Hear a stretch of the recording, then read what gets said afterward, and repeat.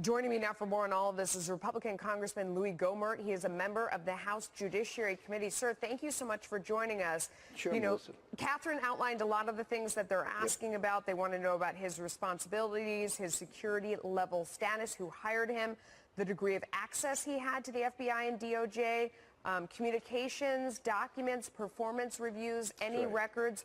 What do you expect to see there?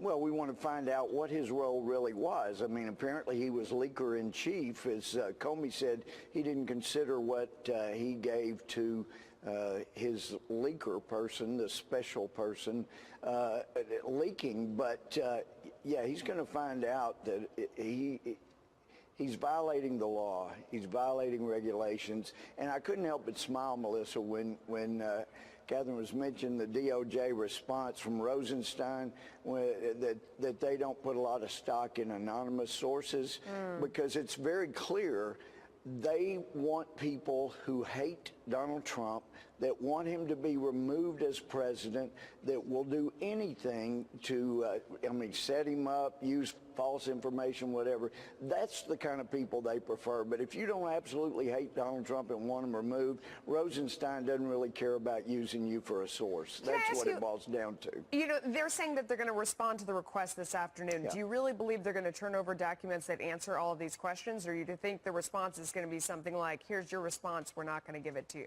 Well, what we've seen in the past, and, history is the best indicator of things in the future, and from the past, anything that may be damaging, they will try to cover up. They will swear that it's going to reveal national secrets that put lives at risk. And then once again, when we get the information, we find out no lives were at risk, only reputation, only potential violations of regulations and the law. So, yeah, generally they try to cover up anything embarrassing. But, Melissa, this is so important that we get to the bottom of this.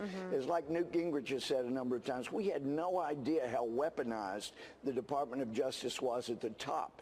And we got a clean house, and we need to know everybody's position, who the players are, what relationships were there, and the fact that Comey kept this just basically to himself, certainly didn't reveal it ever to Congress. And let me ask you about that, because he said, and that Bret Baier pressed him on that and said, why didn't you reveal this when you were testifying? And he said it's not relevant. Yeah, right. And that's another thing. They want anything that is going to be embarrassing or perhaps implicate them in some crime. They want that to be irrelevant, because to them, the only thing relevant is what will get Donald Trump out of office and what makes them look good and avoids them looking as bad as they really are in this whole fiasco. What do you think about the response he made, too, when we replayed it there? I don't consider what I did with Mr. Richmond a leak. Yeah, that's something. I told him about unclassified conversations with the president. Were they unclassified? No, they were not unclassified. And if, at a minimum, there was an executive privilege that can only be foregone by the president himself. But, Melissa, I keep thinking about Wilford Brimley's comment in absence of malice. Every time these bozos mention that, it's a leak, or it's not really a leak, Wilford Brimley said, last time we had a leak like that, Noah built himself an ark.